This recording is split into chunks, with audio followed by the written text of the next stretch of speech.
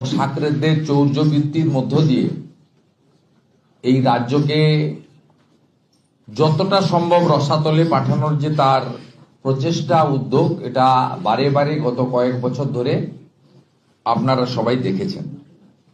কখনো সিএ কে এনআরসি বলা, কখনো এসআইআর কে এনআরসি বলা, কখনো ওয়াকফ অ্যামেন্ডমেন্ট বিল তার উদ্দেশ্য লক্ষ্য তার বিরুদ্ধে ক্যাম্পেইন করা এবং সর্বোপরি পার্লামেন্টের উভয় কক্ষে পাস হওয়া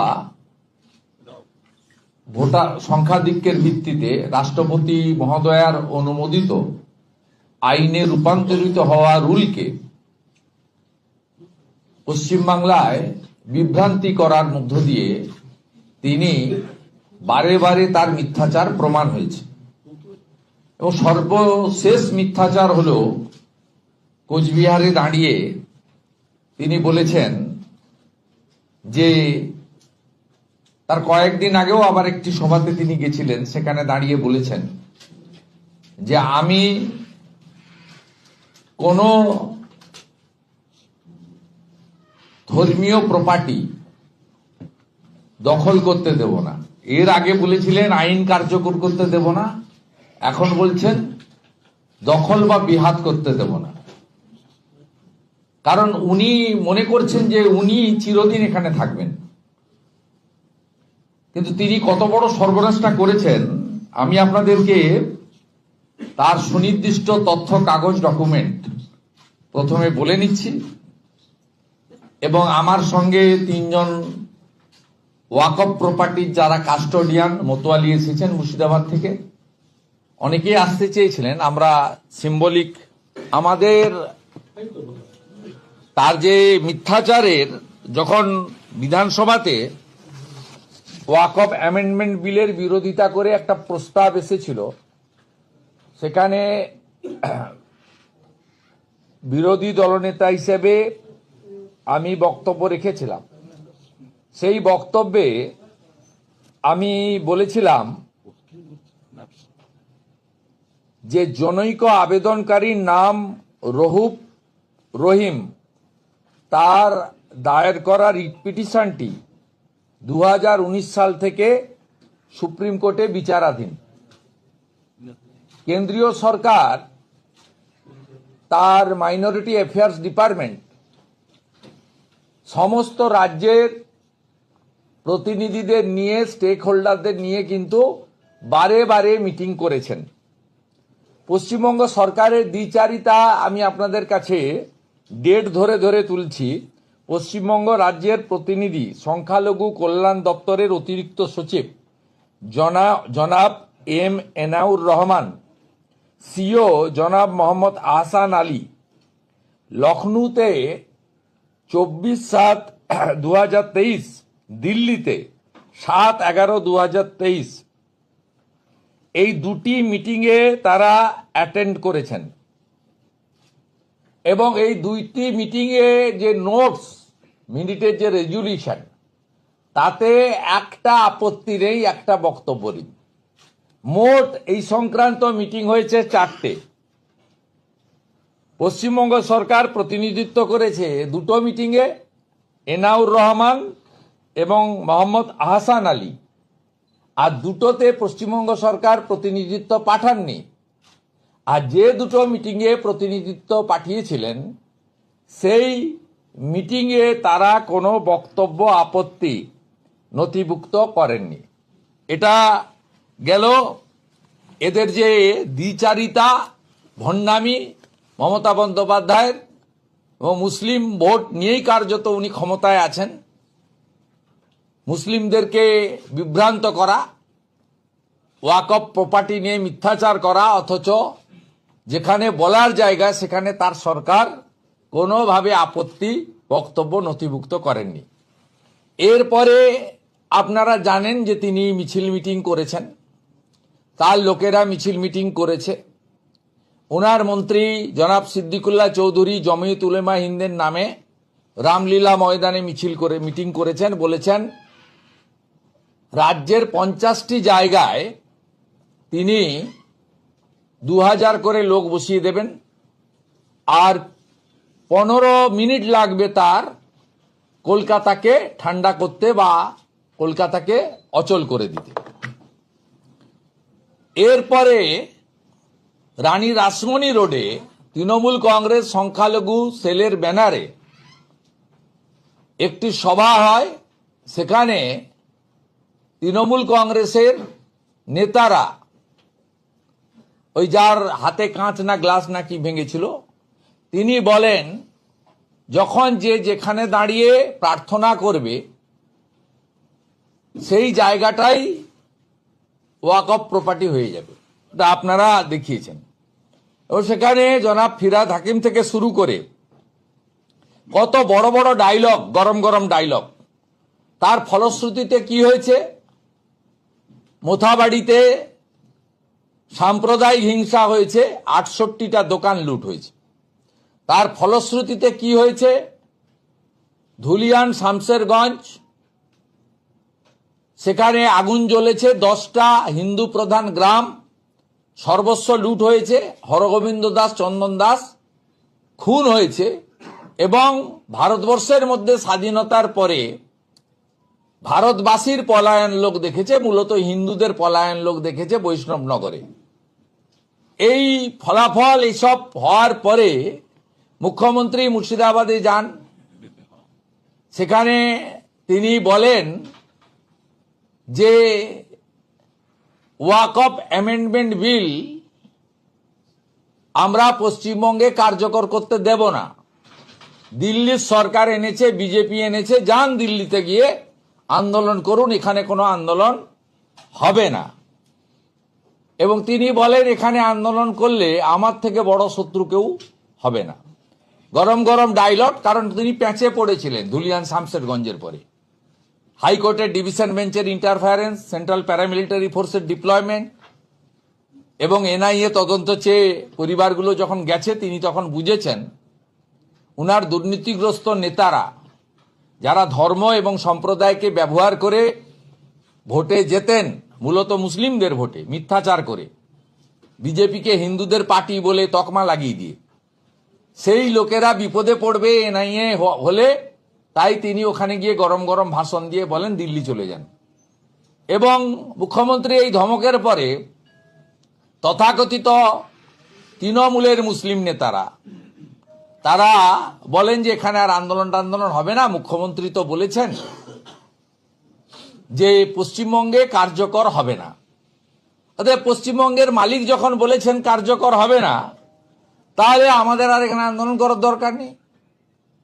এবং এখানে তাদের প্রতিবাদ বা আন্দোলন কর্মসূচি করতে পারেনি বা করেনি বা সাহস করেনি, বা পুলিশের চাপ বলুন, যাই বলুন, বা মমতা ব্যানার্জির প্রতি অগাধ প্রেম, ভালোবাসা, ভক্তি, শ্রদ্ধা এবং আস্থার জন্য তারা সবাই সাইলেন্ট হয়ে যায়। যে এত বড় ছাতা আমাদের আছে মুসলিমদের, বট গাছের মতো, তা আমরা এখানে কিছু করব না। এরপরে কাণ্ড কারখানা কি হলো? কাণ্ড কারখানা হলো অ্যামেন্ডমেন্ট রুলে পরিণত হয়ে গেল রাষ্ট্রপতি মহোদয়ের সইর পরে। গোটা ভারতবর্ষে কেরালা সিপিএম রুল গভর্নমেন্ট, বিরাট সংখ্যক মুসলিম আছে, ওয়াকফ প্রপার্টি আছে। তামিলনাড়ুতে ইন্ডিয়া জোটের গভর্নমেন্ট, স্ট্যালিন মুখ্যমন্ত্রী, সেখানেও বিরাট পরিমাণ ওয়াকফ প্রপার্টি আছে। উম্মিত পোর্টালে সবাই আপনার পোর্টালে আপলোড করতে শুরু করলো। 46টা কাগজ লাগবে, গোটা ভারতবর্ষ জুড়ে করতে শুরু করলো। আপনার আসাউদ্দিন ওয়াইসি সাহেব যেখান থেকে এমপি হায়দ্রাবাদ, সেখানেও যারা ওয়াকফের মোতোয়ালি আছেন, তারা কাস্টোডিয়ান আছেন, তারাও পোর্টালে আপলোড করতে শুরু করলেন। কিন্তু এখানে তো সবাই ঘুমাচ্ছে। 80,000 ওয়াকফ প্রপার্টি আছে বলে এখানে বলা হয়, সংখ্যা আমি বলতে পারবো না, আমার জানা নেই, সবাই সাইলেন্ট। আমি আপনাদেরকে পরপর 3টে চিঠি পাওয়ার পয়েন্ট প্রেজেন্টেশনে দেখাচ্ছি। প্রথম চিঠি ভারত সরকারের মাইনরিটি অ্যাফেয়ার্স মিনিস্ট্রির সচিব সব রাজ্যের এই দপ্তরকে লিখলেন, তার মধ্যে পশ্চিমবঙ্গ আছে অক্টোবর মাসের সম্ভবত 18 তারিখ, তাই তো? এই চিঠিটা প্রথম দেখান। সর্বনাশটা কিভাবে করেছে, যারা আপনারা ভোট দিয়ে উনাকে মুখ্যমন্ত্রী করেছেন, দেখুন। উত্তর দিন এবারে। 27 অক্টোবর 2025 এই চিঠিটা দেখুন। এই চিঠিতে কি বলছে? বলছে উম্মিদ সেন্ট্রাল পোর্টাল 2025, এখানে করুন, এবার রেফারেন্স দিচ্ছে 13-10-2025 একটা অ্যানেক্সার, তার রেফারেন্স দিয়ে বলছেন। দেখলেন? এরপরে সব রাজ্য তড়িৎ গতিতে এগাতে শুরু করলো। এটা হচ্ছে 27-10 চিঠি, এটা সচিবের চিঠি হলো। দ্বিতীয় দেখুন, সংশ্লিষ্ট মন্ত্রী কিরণ রিজিজু, তিনি ডিয়ার চিফ মিনিস্টার্স, তাদের বলছেন entry made by the maker 30-8-2025, verified by the checker 15-10-2025, approve by the approver 15-12-2025।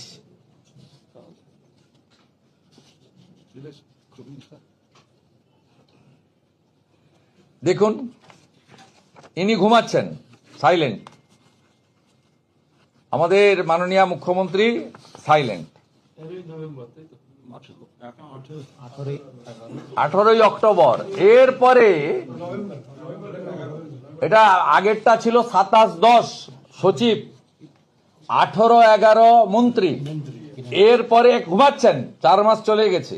এটা হচ্ছে কিন্তু মে মাস থেকে, মে 2025 থেকে এটা হচ্ছে, রুল তৈরি হয়ে যাওয়ার পর থেকে ঘুমাচ্ছেন মুখ্যমন্ত্রী। কারণ উনি সব তো, সংবিধানের মালিক উনি, রাষ্ট্রপতি উনি, প্রধানমন্ত্রী উনি সব পশ্চিমবঙ্গের।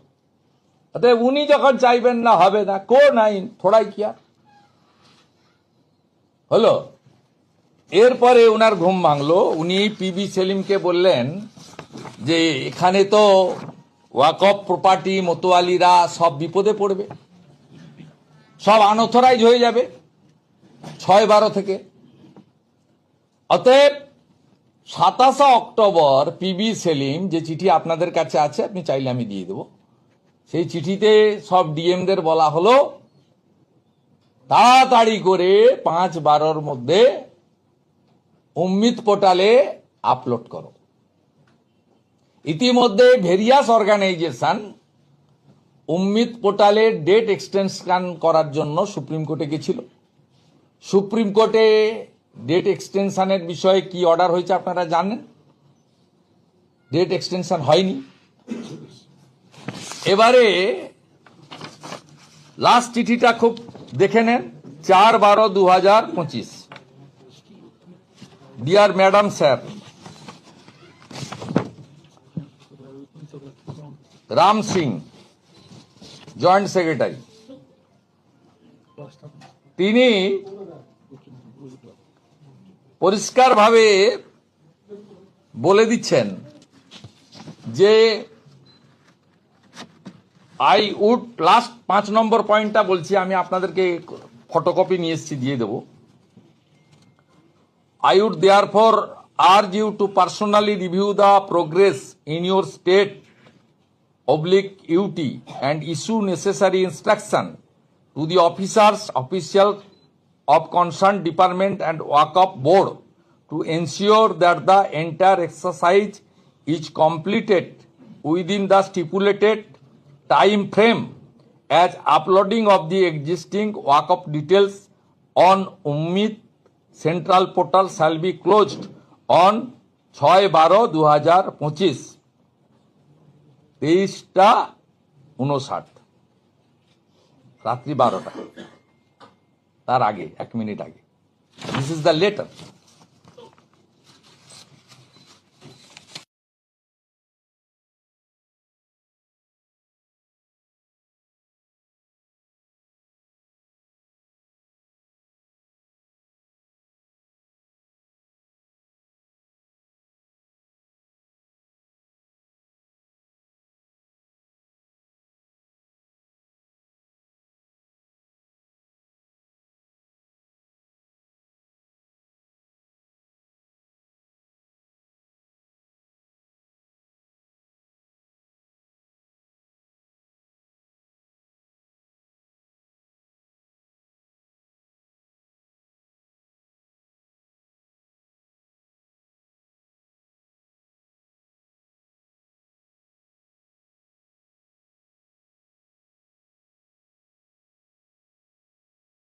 পশ্চিমবঙ্গে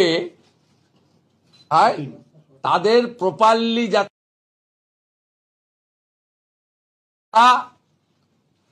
একরের পর একর 100 একরের পর একর ওয়াকফ প্রপার্টি দখল করে বসে আছেন। কলকাতাতে মাল্টি স্টোরেড বিল্ডিং করার জন্য মাল খেয়ে টাকা নিয়ে সুটকেস নিয়ে দিয়ে দিচ্ছেন, এগুলো সব বন্ধ হয়ে যাবে। সে তো বিলের উদ্দেশ্য ছিল, কিন্তু পশ্চিমবঙ্গের ওয়াকফ প্রপার্টি 6/12 পরে যারা 46টা ডকুমেন্টস দিয়ে যারা নথিভুক্ত করতে পারল না, তাদেরকে এবারে লিগ্যাল ব্যাটেলে যেতে হবে। এর জন্য দায়ী কে? মুসলমানদের ভোটে নির্বাচিত তৃণমূল কংগ্রেস সরকার, তার মুখ্যমন্ত্রী। যে মুখ্যমন্ত্রী 2021 সালে শতকরা 92% পোল মুসলিম ভোটের পেয়েছিলেন, যে মুখ্যমন্ত্রী বা তার দল 2024 লোকসভা ভোটে পোল মুসলিম ভোটের 91% পেয়েছিলেন, যিনি রেড রোডে প্রার্থনাতেও যোগ দেন, দুর্গাপূজাতে হিজাব পরেও যান, পার সার্কাসে ইফতারেও যান, এগুলি যে সব লোক দেখানো একটা ভণ্ড, ভোটের জন্য মুসলিমদেরকে ব্যবহার করেন, মুসলিমদেরকে উত্তেজিত করে কখনো সিএএ কে এনআরসি, কখনো এসআইআর কে এনআরসি, কখনো ওয়াকফ অ্যামেন্ডমেন্ট বিল नहीं मानूंगा, नहीं चलूंगा, बंगाल में नहीं होगा, दीदी है ना। তিনি আজকে পশ্চিমবাংলায় নিবন্ধীকৃত ওয়াকফ প্রপার্টি যেগুলো উম্মিত পোর্টালে এলো না, তাদের বাকিটাকে তিনি নিজেই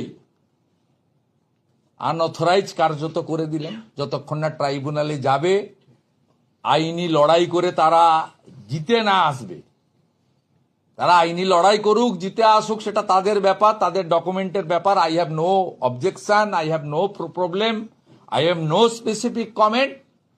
বাট এই যে ওয়াকফ প্রপার্টি গুলো মূলত ইসলাম ধর্ম মানা মুসলিম লোকেদেরকে আজকে যে জেনে বুঝে গোটা ভারতবর্ষ যে পথে হাঁটলো, উনি তার উল্টো পথে হেঁটে গাড্ডায় ফেললেন শেষ মুহূর্তে। এর উত্তর কে দেবে?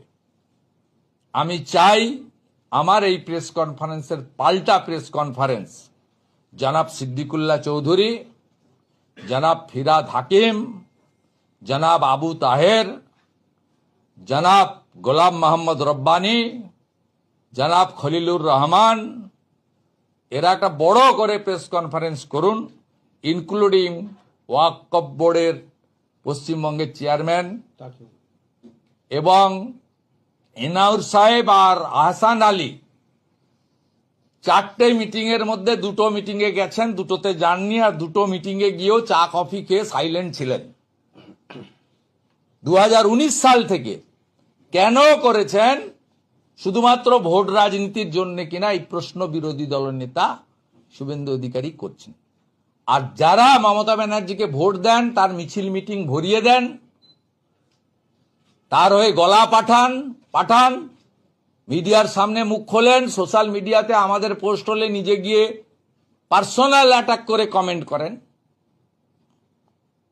পরিবার তুলে কমেন্ট করেন, খুন করার কথা বলেন। কদিন আগেই একজন বিএসকে বসিরহাটের মিনাখাতে, পরে আবার ক্ষমা চেয়েছে, নূর আলী মোল্লা ক্ষমা চেয়েছে উইথ ফোল্ডেড হ্যান্ড।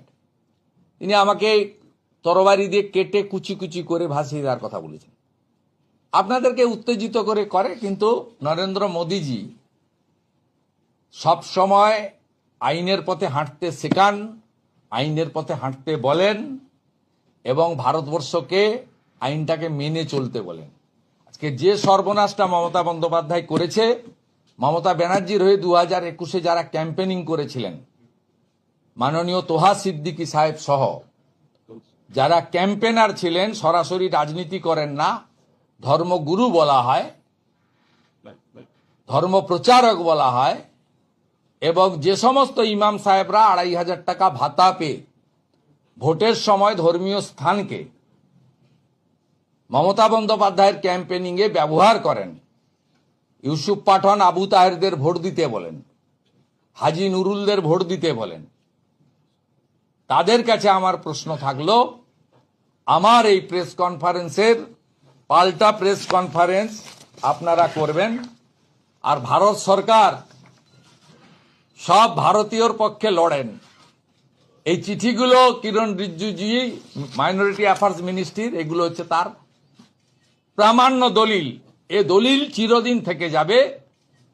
এই দলিল নিয়ে আমরা মানুষকে বলবো, আজকে আপনাদের মাধ্যমে বলছি যে নরেন্দ্র মোদী সকলের হিতাকাঙ্ক্ষী, আর মমতা বন্দ্যোপাধ্যায় আপনাদেরকে গাড্ডায় ফেলার কাজটা করেছেন পশ্চিম।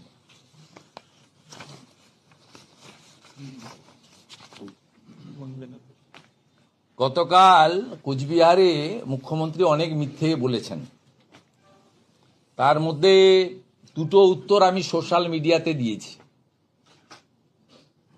একটা হলো আমি টাকা দিয়ে ভোট কিনি না, বিজেপি কেনে, তার উত্তর আমি দিয়েছি। ওনার রায়গঞ্জের এমএলএ বলেছেন 5 বছরে 60,000 টাকা দেওয়া হয়, তাই ভোটটা তৃণমূলে দিতে হবে, আর অন্য কেউ ভোট চাইতে গেলে 60,000-এর বেশি নিতে হবে। অতএব মহিলাদের ভোটের মূল্য 5 বছরে 60,000 টাকা নির্ধারণ করে দিয়েছেন ওনার দলের এমএলএ।